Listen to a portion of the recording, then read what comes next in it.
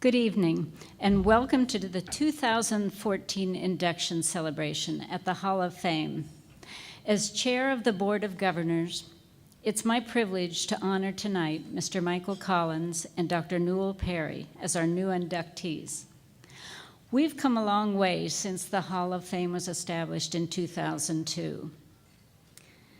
The APH in Touch newsletter at the time said, "An exciting new initiative is underway at APH, establishment of the Hall of Fame for leaders and legends of the blindness field." That same year, the famous empty room photo was taken. Here you see Don Keefe, Bob Brasher, Janie Blome, Will Evans, and Gary Mudd in an empty room that was soon to become the Hall of Fame. I think that Tuck Tinsley and Mary Nell McClellan didn't quite make this photo op, but they were also instrumental in the early establishment of the Hall, and many others. But it began in that room, and in 2014, today, the room holds a rich history of our field, including the Hall of Fame inductees and information about their accomplishments, as well as those honored on the Wall of Tribute. At the 2002 annual meeting, the first in which honorees were inducted, 9 people actually attended, and as an interesting sidelight, Dr. Natalie Barriga, second person from the left in this grouping of 9, celebrated her 99th birthday this week. So many of our Hall of Fame people are still with us and still contributing. Perhaps we need a Hall of Fame to recognize those APH staff members who made the Hall a reality. Originally, that included Bert Boyer, Will Evans, Alice Garrett, Don Keefe, Gary Mudd, Mary Nell McClellan, Paul Zirkelin, and especially our part-time curator, who probably does it full-time, Bob Brasher, and Janie Blome and Tuck Tinsley, who have supported the Hall so strongly over the years. This year, there have been some exciting new innovations to the Hall. We now have a Facebook presence, and as someone who does not go on Facebook, I've made an important exception for this because this really gets the word out. We also have some wonderful interviews with leaders and legends on YouTube's now that are available, and we have recorded narration. For me, the technology has been a side benefit as well, because I realized that I was getting ready for the ceremony today. I was able to go back and look at the videos of past years and decide what outfit I hadn't worn yet to present the awards. So, among other technological innovations, we now have recorded narration for artifacts and the cases of the Hall of Fame. So those items that are not touchable can be described for individuals who want the description. Each of our Hall of Fame inductees receives or is honored by a plaque that goes into the Hall of Fame and is created by the talented artist Andrew Dakin. Creates plaques based on the photographs of each inductee that will be established in the Hall, as well as a copy that goes to the families or the nominators of the individuals. For Andrew's here? Yes. Oh, wonderful. Andrew, could you stand up so we could...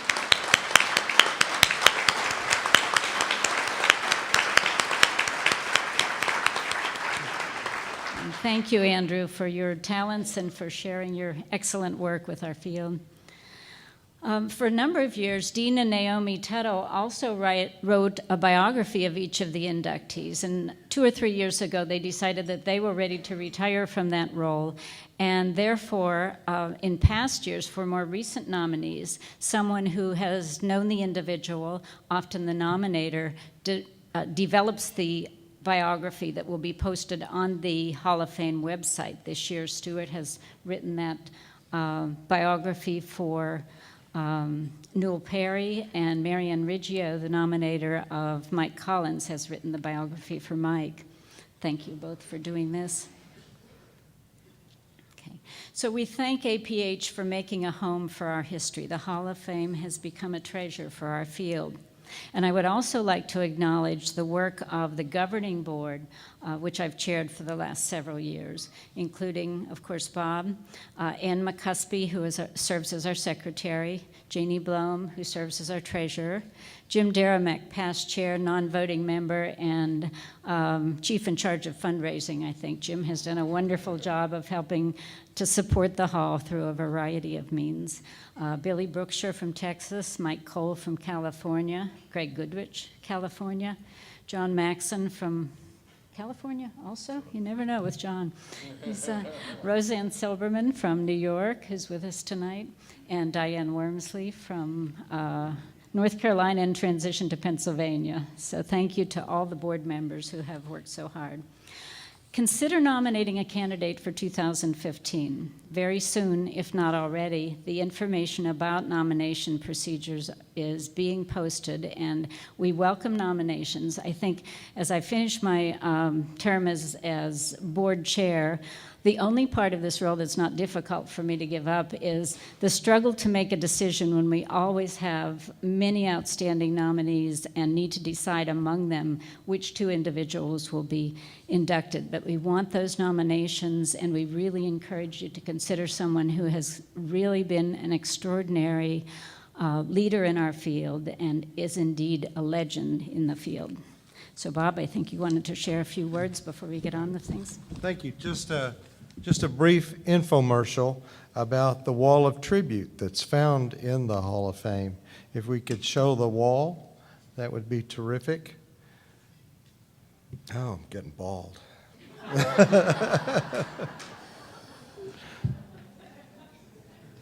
We have a variety of sizes of beautiful engraved stones that appear on the wall. About 200 stones are now found there, and they'll hopefully be there for just ever and ever.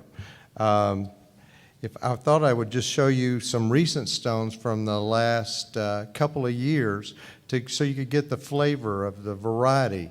And as you consider celebrating and honoring a mentor or an organization wants to celebrate a member. So keep those things in mind and help us with our Hall of Fame by these lovely stones. This one was a huge one, University of Pittsburgh 50th anniversary that's been up about a year. Next. We have Randall Harley from Peabody and Natalie Hilson, who recently retired from AFB. There's Nancy Patton and Ann McCumesky, easy for me to say.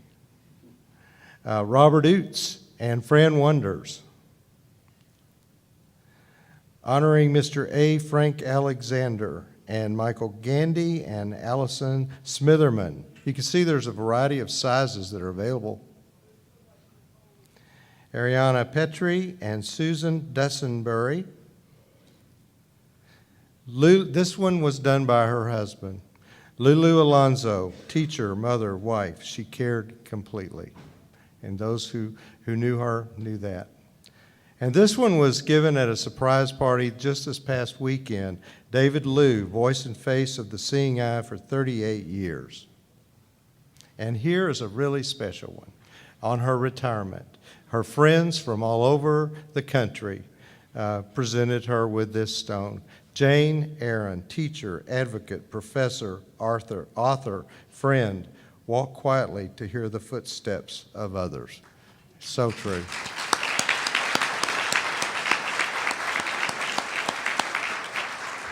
So please consider the wall of tribute when you want to celebrate a mentor or an agency or a friend, family member. My mama's up there, so is Tux. We have other sad news that we need to share with you. The losses of this year, we've lost two of our giants in the Hall of Fame, and those are Alice Raftery and Richard Welch. These were two of our strongest supporters for the Hall of Fame. Each huge contributions in their careers, but focusing on the Hall of Fame, we remember how supportive and how happy and how they nominated others for the Hall of Fame over the years, as well as the tradition that Rick and Mary Nell started some years ago of taking family and friends on Saturday morning to visit the hall, which often included Alice. I'd like to share that Mary Nell is going to continue that tradition this year, and we'll be taking family and friends in the morning to the hall, and we're grateful to her for doing that. So if we could have a moment of silence for our lost legends.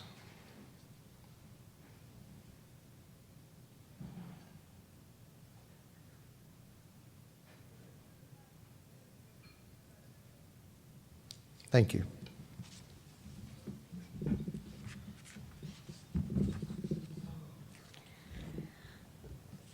Let's start with Mike Collins, the first of our two new inductees. And before I talk a little bit about Mike, I want to acknowledge the guests who are here to honor Mike. We have, I'll start with Marian Riggio, who was his primary nominator.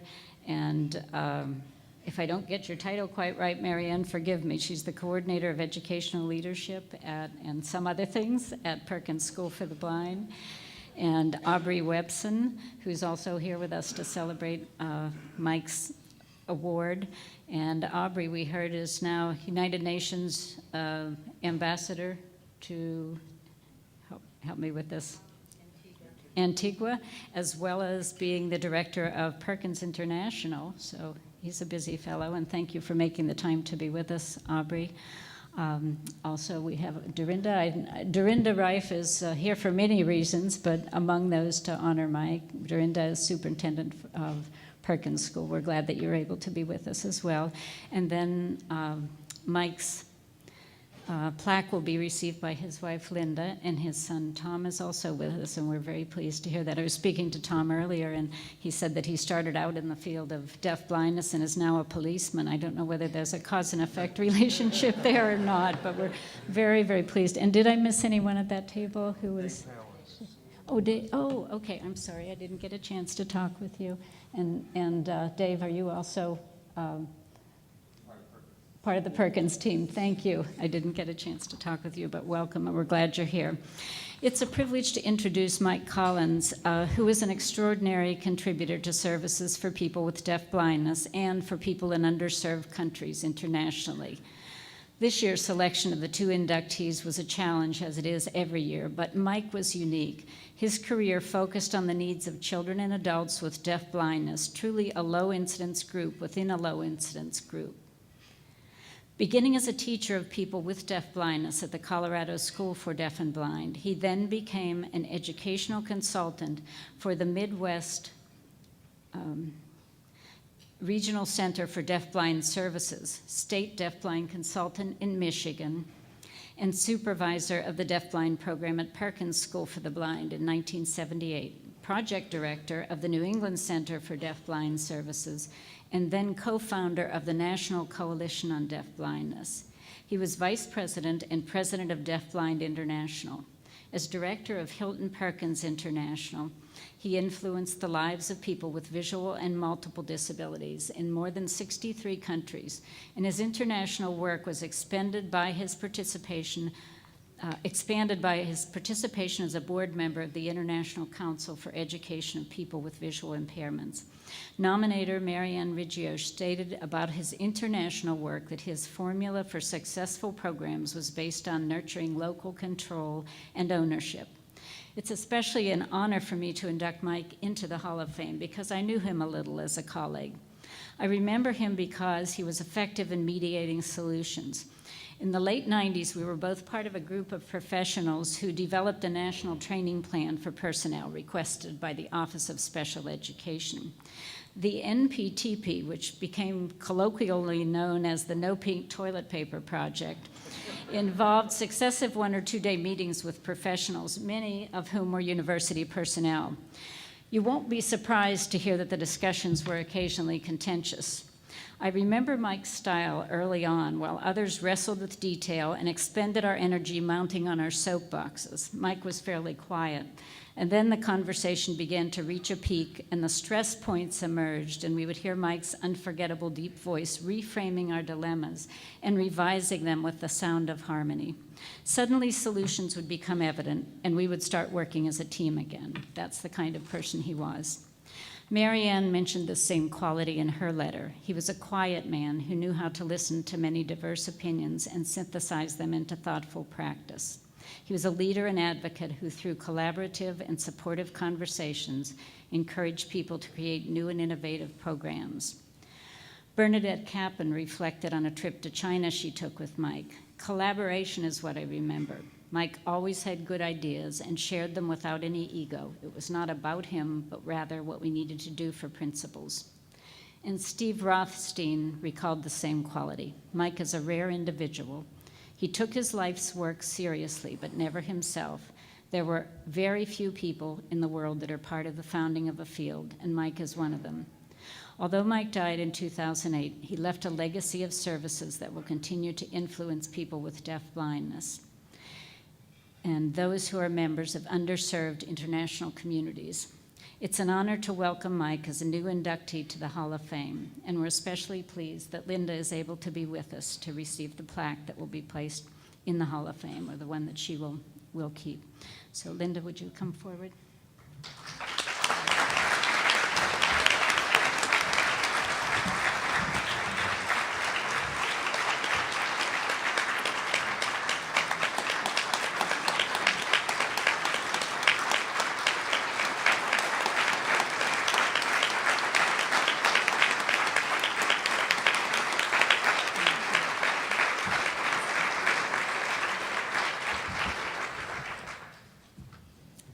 Wow. Thank you, and what an honor. I'm going to do a few thank yous. Mary Ann, who worked with Mike from his first time coming, all the time, through Perkins.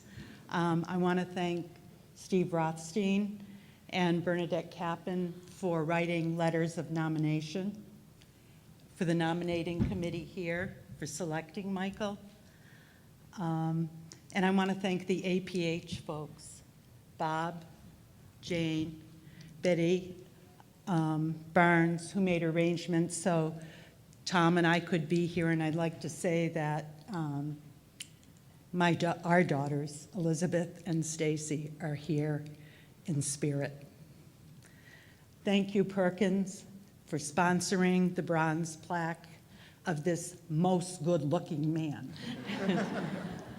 And I want to thank the deafblind community, the kids, the teachers, the parents, administrators, anyone who had respect and made the quality of life better for these individuals, and especially for allowing Mike to work with you all. Jane Erin asked that I speak on a personal note, and over the past 2 weeks, a lot of personal thoughts went through my head, and I would say no, yes. But I was trying to think about what Mike might say. And I think if Mike were standing here today, he would say, "What an honor. I'm so humbled to receive such a distinguished award." And then he would look at all of you after his long pause that he was so much known for. And he would say, all of you are very passionate in your work, and you all had so many positive impacts on the lives of children and individuals who are deafblind and blind, that any one of you could be receiving this reward. I am truly humbled that you are awarding me this special award. And then he would pause again, the Collins pause. He would grin, and he would say to you all, "Today's my birthday." What a great gift. Thank you.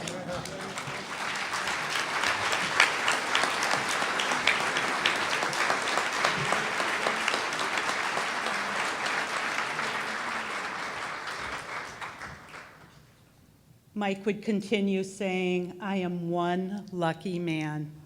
I worked in a profession I loved. I loved getting up every morning, well, most mornings. Would have been very hard after the party last night. And I loved working with the people at Perkins, people here in the US, and people all over the world. People who really wanted to make a difference in the lives of these individuals. People who really do their best every day and want to do the right thing."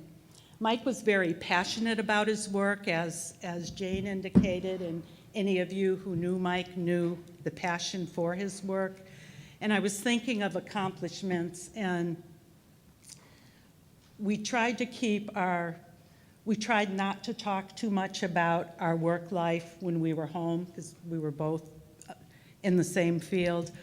So I knew when something was weighing heavy on him or something very proud happened, he would bring it home and talk about it, as I would. And one of the accomplishments that he was most proud of was his work with Joe McNulty.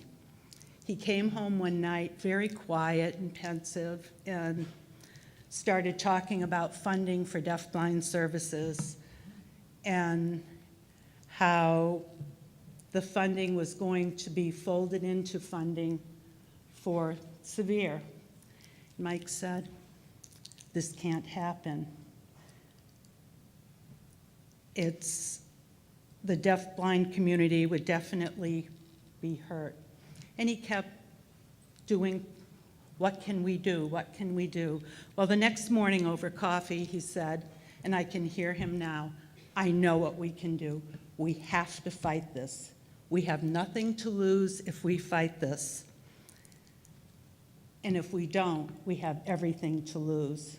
So he and Joe and others started marching up to Capitol Hill, speaking to the representatives there, and getting a whole grassroots system going with a letter campaign, talking to everyone they could talk to, and the result of this was the National Deafblind Coalition. And as a result of this coalition, and it was parents and teachers, anyone who knew a person who was deafblind, friends, neighbors, they all wrote letters. And as a result of this, the funding was kept.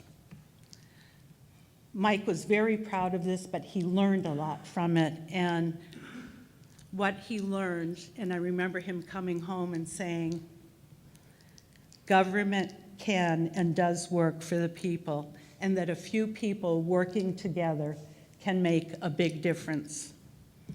The Deafblind Coalition made a difference, and that experience stayed with him as he went on to work for Hilton Perkins and work in other countries.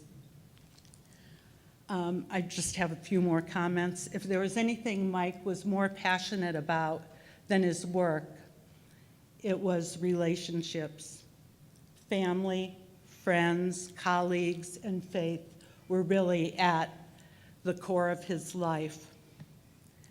There was one relationship that really stood out early in his career when he worked in Michigan as an ed consultant. And Mike had the privilege of working under George Monk.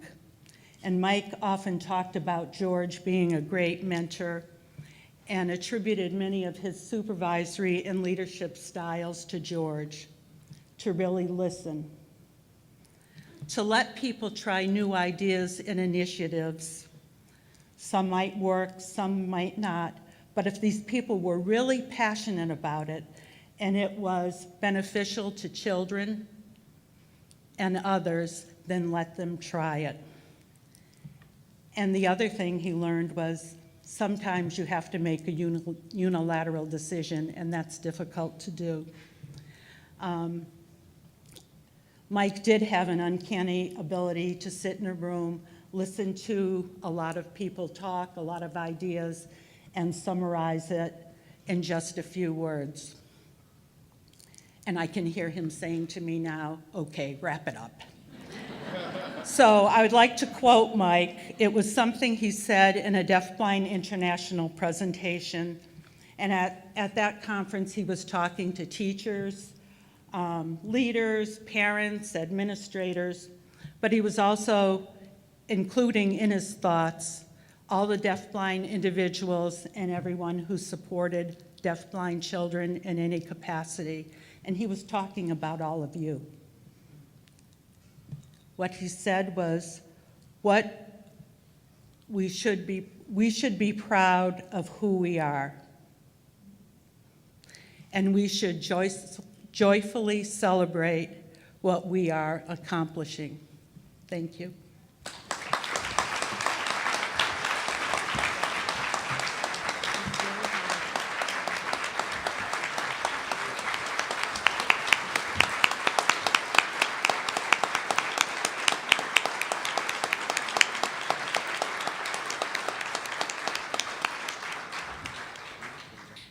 It's my pleasure to welcome our second new inductee to the Hall of Fame.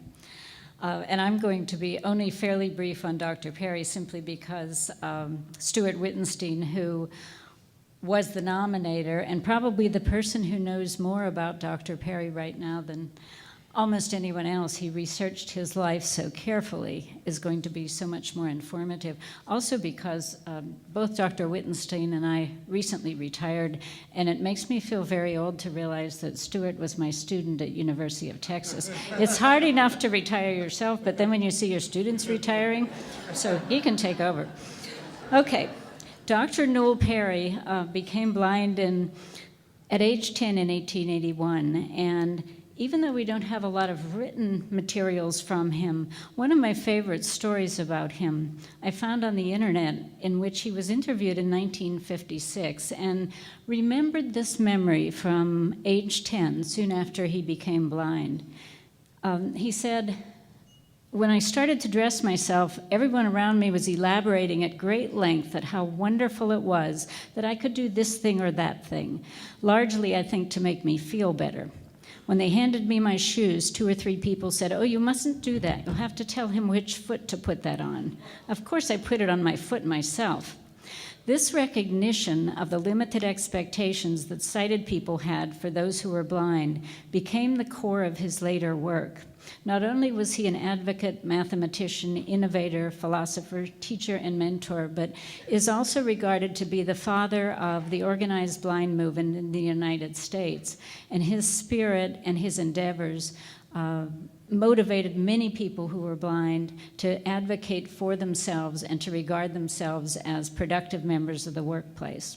As a teacher, mentor, and leader at the California School for the Blind for more than 35 years, he influenced the lives of countless young people with visual impairments. One of his nominators, Catherine Skivers, who actually remembered him, described one of her memories of Dr. Perry. He would have students at his home for meals, and one of his greatest pleasures was that his students were able to play chess with him while having dinner. He never let us forget he was a super mathematician. For some of us, it became a problem because we were not. As the chair of the Hall of Fame board, I learned about him for the first time from the letters of nomination that were submitted. And as I read the letters, I admired his commitment to the importance of establishing job opportunities for people who were blind, opening doors with prospective employers, and providing young people who are blind or have low vision with the skills and initiative to enter the workforce. I welcome him to the Hall of Fame as a man who influenced initiatives in self-sufficiency of blind people throughout the country. And you'll hear more about this remarkable leader from Dr. Stuart Wittenstein, now retired superintendent at the California School for the Blind, who was the main nominator. But I also want to acknowledge Kathy Jackson, who is here as a guest in honor of Dr. Perry. And Kathy is the president of the National Federation of the Blind in Kentucky and also a member of the National Federation of the Blind Board. And Kathy, we're pleased to have you. And perhaps in the broader sense, you represent all of the organizations of and for blind people in the country who benefited from Dr. Perry's work. So thank you for coming, Kathy. Okay. And I'm going to turn it over to Dr. Wittenstein now, and I'm going to pass the plaque on to him and then let him share the information that he has gathered. plaque.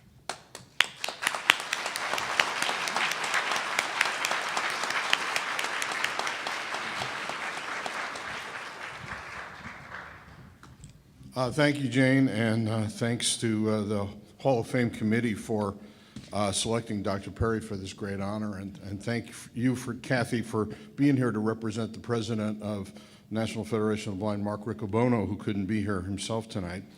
When I arrived at the California School for the Blind, almost 20 years ago now, there was in the administration building, there's a rogues gallery, I like to call it, of pictures of all the superintendents. Hall of Famer Bertold Lowenfeld is up there, and so is Richard French, and so is Bert Boyer, sitting here. And you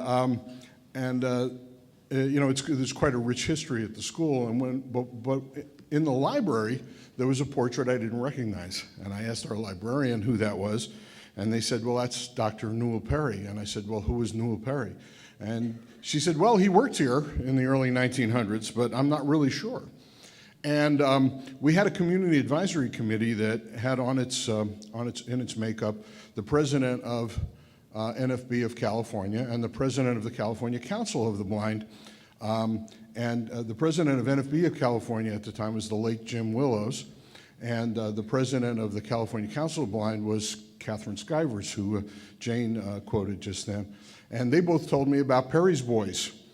And I said, you know, I've never heard of these stories, and I bet a lot of professionals haven't.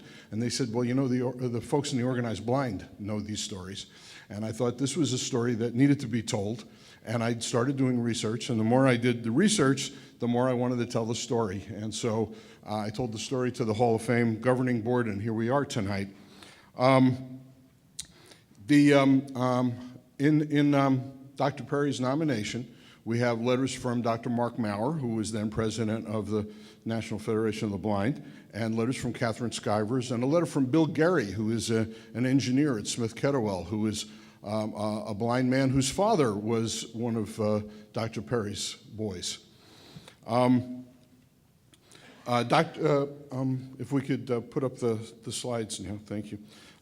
In Dr. Maurer's letter, he wrote about Dr. Perry, he was responsible for the notion that it is up to the blind to speak for themselves.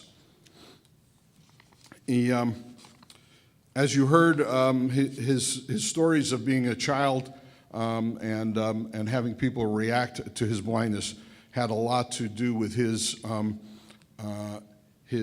goals for his own students when he became a teacher. He was orphaned at age 10 and entered the School for the Blind after his father died. He had lived on a farm until age 10. And he was such a terrific math student in particular that they tried an experiment, which was to send him and a couple of other students to Berkeley High School. And this is in the 1890s. And he was the first blind student to graduate from Berkeley High, and then became the first blind person to graduate from University of California at Berkeley in 1896. He worked his way through the university by tutoring other students in mathematics. And he decided to get a doctorate in mathematics, and there really wasn't any place in the United States to do that. And he learned German and went to Munich and got his doctorate from the University of Munich in 1902. Prior to leaving for Europe, he founded an alumni association for the California School for the Blind, which he called the Alumni Association of Self-Supporting Blind, with the goal to escape defeatism and to achieve normal membership in society. Returning to the United States, he resided in New York. He was unable to find work as a professor of mathematics and supported himself tutoring college students again. And he thought that blind people needed to go to college. He thought that was the key to their success and employability and independence. So he wrote a bill and successfully lobbied the state legislature and Governor Charles Evans Hughes, who was later Chief Justice of the U.S. Supreme Court, to establish and provide funds for the first reader program for blind college students anywhere in the United States. Perry had to overcome opposition by groups establishing sheltered workshops for blind individuals. These groups argued that supporting blind college students was a waste of time and money, since a college degree did not lead to employment for blind people. Perry insisted that higher education was the key to success for blind people. He also had to overcome opposition in the state legislature to provide special funding for any class of citizen. And he actually found support within the New York State Constitution, which specifically identified blind persons as a group which the state recognized as deserving special consideration. When Perry presented Governor Hughes with that citation from the state constitution, the bill proceeded rapidly to become law. In 1912, Dr. Perry took the post which would define his career, Director of Advanced Studies at CSB, and was in this position until his retirement in 1947. And he is best known for having mentored Perry's boys, and Kathy Skivers reminds me to say, and girls, a group of talented young men and women who would, with Perry's assistance, begin the organized blind movement of advocacy and civil rights. Now, Kathy was not a student at the California School for the Blind. She graduated from the Missouri School for the Blind, but moved to California and got to know Dr. Perry and his boys. And Dr. Perry encouraged her to become a leader in her field, and she became the first female president of the California Council of the Blind. She also worked for the IRS for many years, had a great career with them, raised 5 boys, and is in her 90s now and still a great advisor to the California School for the Blind. In 1913, Dr. Perry duplicated his New York success with the Reader for the Blind bill in California. And in 1928, he authored and led the drive to amend California's Constitution with an amendment known as California's Legal Aid to the Blind Laws, considered the most liberal self-help laws in the nation, making it possible for the state to develop a program for the blind on a broader premise than the relief of poverty. And in 1934, Dr. Perry founded the first consumer group, the Organized Blind, the California Council of the Blind. He began this process by forming local chapters of the Alumni Association he created and a statewide network for blind persons to come together. On the CSB's website, there's a history of the school, and most of it was written by Lynn Laird, who was a graduate of the school and a faculty member, was the president of the Alumni Association when the school had its 125th birthday in 1986. And Lynn wrote, after retirement from CSB, 78 of his students had been graduated from colleges and universities and had succeeded in a wide variety of vocations and professions. His former students began to turn up all over the state and in other parts of the country as successful lawyers, business people, civil servants, farmers, judges, employment specialists, social workers, legislators, salesmen, osteopaths, chiropractors, and as job holders of various descriptions, and an extending array of different occupations. All of this occurred at a time when the blind were considered among the unemployable.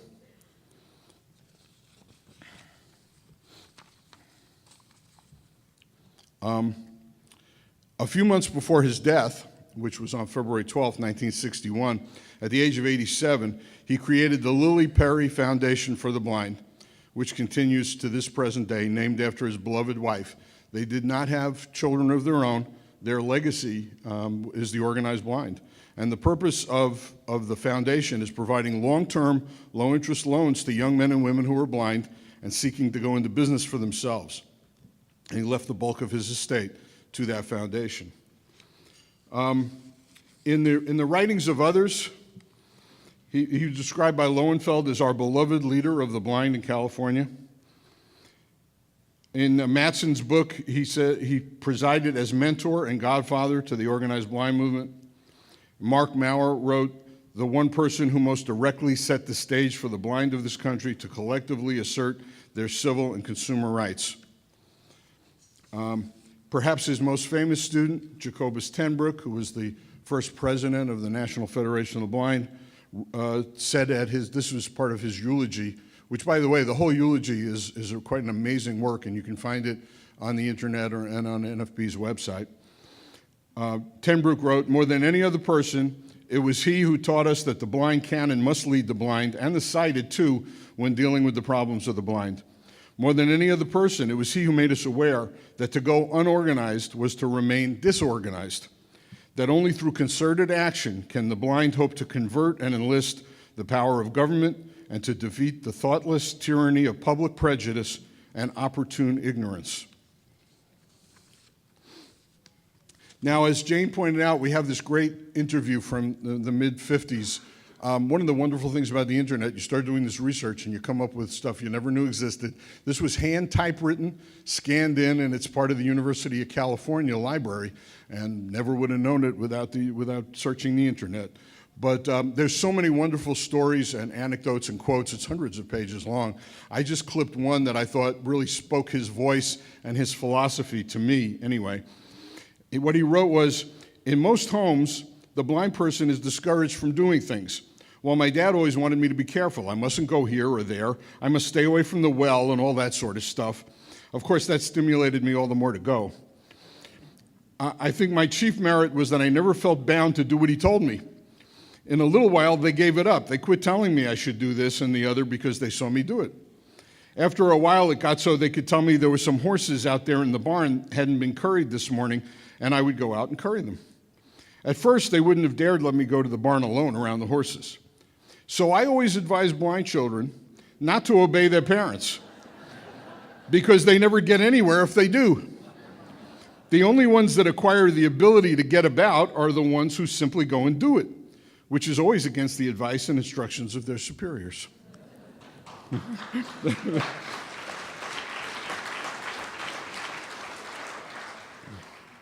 Some final quotes from his eulogies at his memorial service.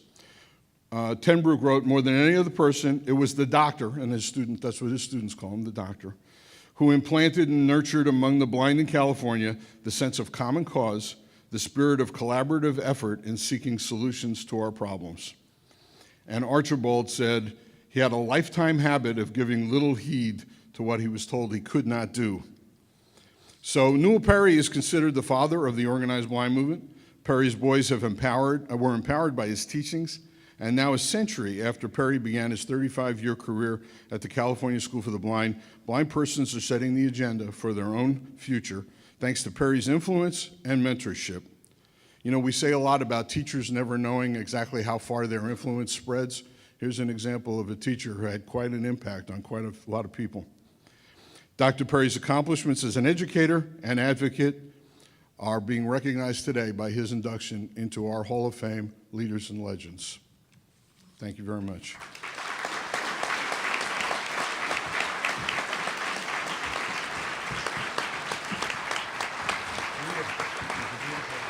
Thank you.